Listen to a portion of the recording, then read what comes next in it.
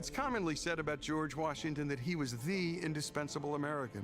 But there's ample evidence that John Adams may indeed be an indispensable American too.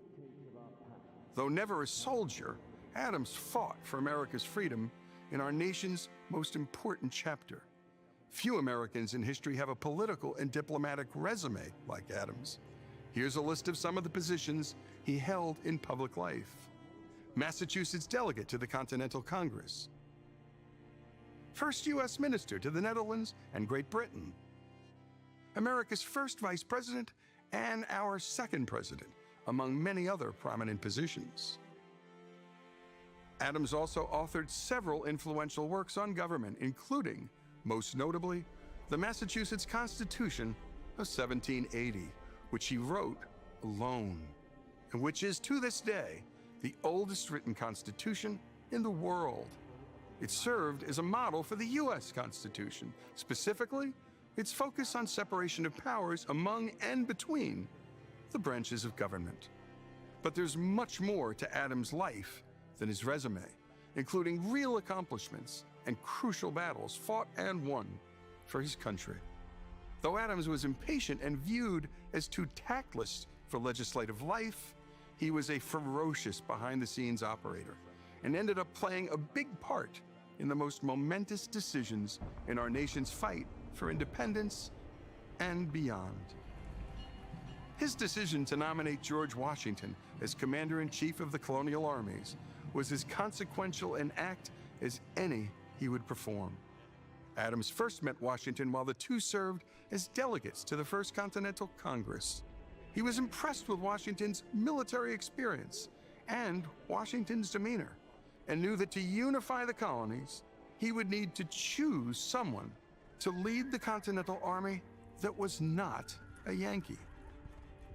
Virginia was not just the richest colony, but the largest, and as David McCullough noted in his biography of Adams, quote, "The very proud Virginians felt they had a right to lead." In the Second Continental Congress, no delegate fought harder than Adams behind closed doors and on the House floor for the colonies to not merely sever ties with Great Britain, but declare independence outright. In May of 1776, it was Adams who called for the formal resolution for independence, and it was Adams who organized the committee charged with drafting the Declaration of Independence. Adams chose Thomas Jefferson, 33 years old at the time and the youngest delegate, for the task. He recognized Jefferson's ability to make words work above and beyond the call of common prose for what was to be the most important writing assignment in world history. After Adams and 55 others put their name to paper and pledged to each other their lives, fortunes, and sacred honor, Adams penned these words to his bride Abigail about how that day should be remembered. It ought to be commemorated as the day of deliverance by solemn acts of devotion to God Almighty. It ought to be solemnized with pomp and parade, with shoes, games, sports, guns, bells, bonfires, and illuminations from one end of this continent to the other, from this time forward, forevermore. Any one of these accomplishments would have been enough for anyone's lifetime, but there were more. Adams played a pivotal role in the fight for independence on the diplomatic field, securing critical funding from the government of France and negotiating a loan from Dutch bankers of nearly $2 million. It was funding needed on the home front for provisions, arms, and munitions necessary to secure military victory in America and independence thereafter. Adams wrote of his efforts later in his life, "If this had been the only action of my life, it would have been well spent." And there were his efforts, along with John Jay and Benjamin Franklin, on the treaty that ended the Revolutionary War. The Treaty of Paris established the United States as an independent nation and doubled the size of America. Lest we forget, Adams served as the second president of the United States and managed to keep the nation out of war. No small task, given the events in France, which was experiencing a revolution of its own. Despite blistering attacks from his own party, particularly from Alexander Hamilton, Adams sent a peace commission to France with hopes of averting war. He succeeded, but at great personal cost. So what do we need to know about Adams to best understand the man? It's first important to understand where he was born and to whom. Adams was not born to wealth. His father made his living as a farmer and shoemaker in the quiet village of 2,000 people called Braintree, Massachusetts. Baptized in the church where his father served as a deacon, Adams learned from him the necessity and importance of hard work, good habits, and trustworthiness. Adams wrote these words about his father after he died. A man of strict piety and great integrity, much esteemed and beloved wherever he was known, which was not far, his sphere of life being not extensive. The sphere of John Adams' life would extend far beyond Braintree to the great cities of America and Europe too. The turning point in Adams' life came in the form of a scholarship to Harvard at the age of 15. While there, Adams cultivated his appetite for reading, which lasted a lifetime. But it was his time debating that he discovered he'd make a better lawyer than preacher, much to his father's disappointment. After graduating in 1755, he pursued a legal career. Harvard Law wouldn't open its doors until 1817, so Adams did what aspiring lawyers did back then. He worked by day as a teacher to pay for his legal training with lawyers in and around Boston, launching his professional career in 1758. By 1770, he was one of the busiest lawyers in town. Then came the moment that tested Adams' commitment to the rule of law and provided posterity with a window into the character and courage of the man. At great risk to his practice, he chose to represent the Redcoats in the biggest case of his time, the Boston Massacre trial.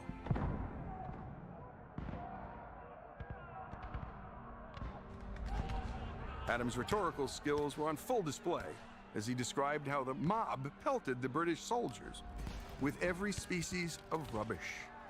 One soldier, he said, was beaten to the ground with a club, rising up only to be beaten down again.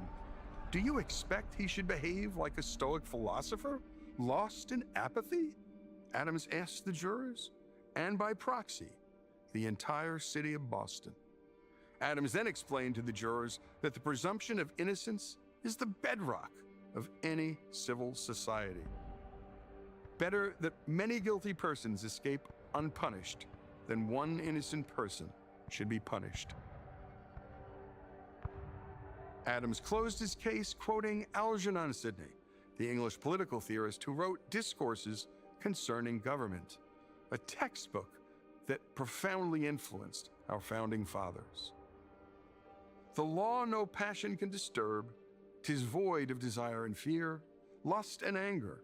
It does not enjoin that which pleases a weak, frail man, but without any regard to persons commands that which is good and punishes evil in all, whether rich or poor, high or low. 'Tis deaf, inexorable, inflexible.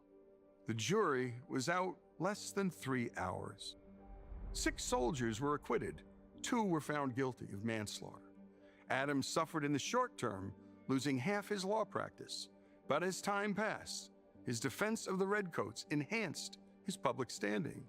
Years later, Adams concluded that this effort of his was one of the most gallant, generous, manly, and disinterested actions of my whole life, and one of the best pieces of service I ever rendered my country.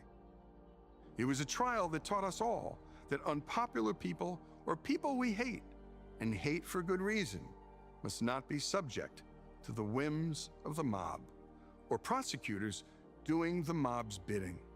That single story, more than any other, embodied the nature and character of Adams, and the country he would soon help to birth.